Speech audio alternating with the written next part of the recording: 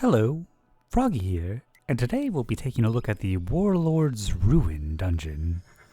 I would recommend getting yourself a second boss checkpoint, because from there you can go pretty much anywhere. First up, we'll be going back to the beginning. You'll want to have Salvation's Grip for this, because we're going to be doing a fallback point. As long as you haven't beaten the second boss, you can jump down here and run backwards. Before we go further, I just wanted to point out this little thing I came across on my first run of the dungeon. There is a kind of missing bit up here, but wasn't really able to sneak inside, unfortunately. Anyways, let's head back. Normally I would just jump past this, since this is just regular in-map stuff, but it's a bit of a maze. So I figured you might appreciate a fast-forwarded version of it. So you actually do a lot of zigzagging in this. So a good heuristic is left, right, left, right, left, right, left, right. Minus the forced turns you take. Eventually you'll come across the area that you originally dropped down into the labyrinth. There's no easy way to jump up, so I would recommend just doing a grapple. Stasis might work if you don't have Strand, but Strand's really ideal for this. We're coming up on the previous load, and we're going to want to get the default spawn, so I would set your light low. You'll want to ideally hit the load in the air and just die to ricochet rounds against the wall. This will give you the default, but that's not good enough for where we want to go. I like to use this sort of 5-shot pattern with Salvation Script to block the default spawn. It works pretty consistently. And as long as we manage to respawn before those go away, we're back at the beginning. Quite handy indeed. One thing I really appreciate about this dungeon is how very open it feels. You can kind of just explore mountains without having to worry about turnbacks. I found this little place when I was trying to go out of the map, and it was very nice to see Easter eggs hidden around. So refreshing after what happened with Ghosts of the Deep. In that dungeon, you didn't even have to go out of map to get turnbacks. They were everywhere. This dungeon just feels so much nicer to explore, even if there are occasionally weird hard barriers, but anyways, here we are on the other side of the kind of caved-in entrance you can see at the beginning. Not sure what that enemy is. There aren't really many enemies around in non-active zones, but you can see I can just go around the side of that mountain and nothing stops me. It really feels good. My first time doing this, I was exploring what I assumed would be out of map, but it was leading me back to the intended path. Sadly, the boss room isn't open, so can't go any further here. You may have noticed that the lore room exists, so you can actually go back and get all of those. Now let's go forwards. Got a sword equipped. I think you can do this on any class, but once again, Titan and sword flying just makes everything nicer. Luckily for us, there's a hole to get out of the map on the left side of this cliff face. This was shown to me by Slompy, although I know a lot of other people have run into it. It really opens the whole place up. See the boss starting orb up there. Grappling can make this a lot easier, but you don't need it. You can see I can just get sufficient height to grab that there. And then there's plenty of little spots that you can jump on to make your way on top. Before we move on from this place, I'm going to show you how to hit both load transitions so you can go there and back again. The load zone here is very easy to hit safely. Just come this way and you'll be in Blighted Keep. And going back to the other way, it took us a bit of time to find, and it is a bit easier to accidentally die to it, but I find dropping down here tends to get you into Kingsbane Rampart pretty reliably. There are some very weird things about load transitions in this place. If you hit them in odd sorts of directions, you can often find yourself with a weird induced turnback.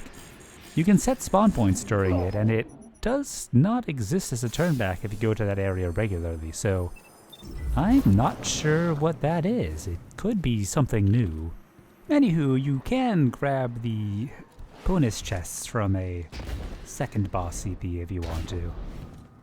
I'm not all about that Screeb life right now, so I'm just gonna keep going.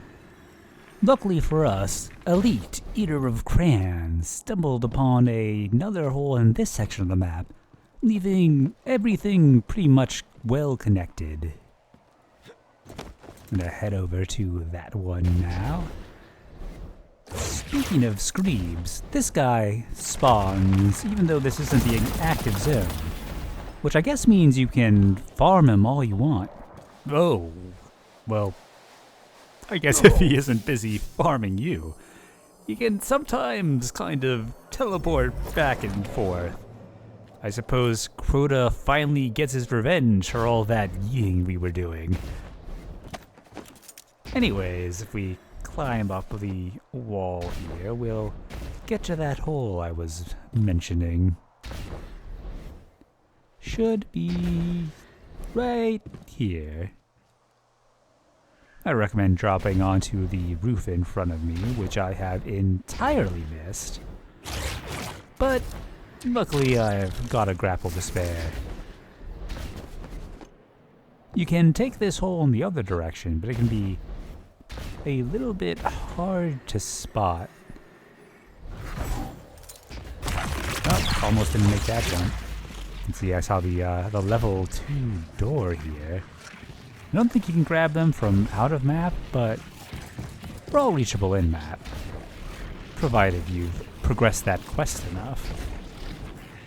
I've got my super going, but I'm not going to use any swings because I want to show that this particular path is pretty doable without having to use any resources. Just jump around here, and this is where I was getting that turnback before, so you can see that it doesn't exist. I was kind of wondering if maybe that's an IRB countermeasure? I don't know. IRBing in this place was very hard. It took us, well, let's see, 3 days to figure out how to do it. Given that we should have been having it on day 1, you can see that it was rather difficult. But we did manage to figure that out, but that'll be for another video. Anyways, the Blight here is pretty cool looking, man. There's a spot you can get that gives you some very nice visuals I'm going to try to get to. You can see the bottom of the tower that leads up to the boss arena here. And the giant Blight is directly below it. And if we get just the right angle, we can see all the way up there.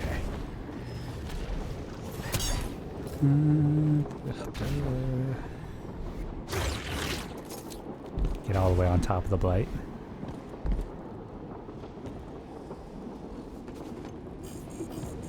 Ah, there we go. Now we should be able to get that outside of a turnback. Ah! So you can see the spinny thing going all the way up. Crouch on, crouch off. Well, that's enough of that. Let's see what else we can see. See all the various rooms that kind of stick in, especially all the lower rooms, which I ended up visiting many times on my first run through, trying to find the regular path.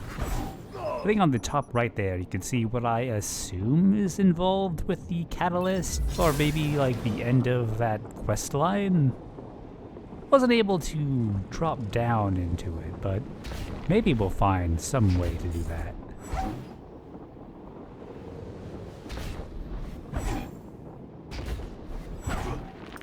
There is so much space down here. Oh, looks like I can see unloaded second boss over there. Though, naturally there are pushbacks that prevent me from going too far there. And, wow, that mountain thing looked very dev textury. You just see all sorts of nonsense out here.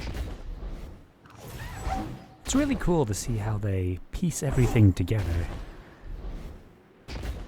Plenty of little platforms, very convenient for looking around.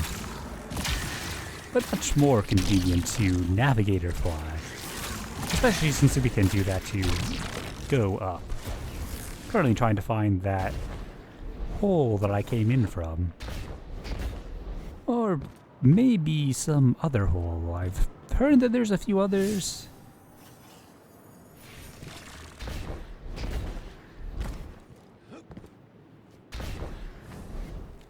Almost got stuck in there.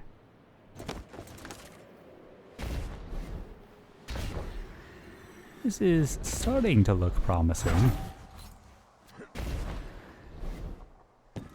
Ah, there we go.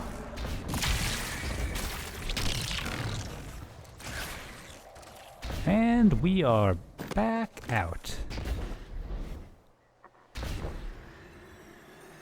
I'm gonna go ahead and head up to the final boss arena now.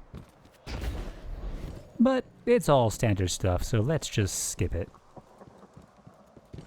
You may not know this, but when you're in non-active zones, generally the rally banner placement will be there. So you can go ahead and easily refill your ammo.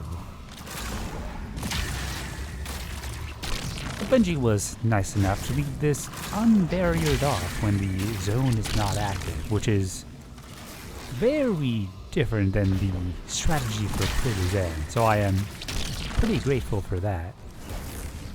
We can even climb all the way up this mountain, and I know that probably every person who's done the dungeon sees this mountain and goes, I bet there's a great view from up there. And sure enough, there is. This game has some pretty nice skyboxes. Such pretty mountains. Perhaps next time we'll see if we can reach them.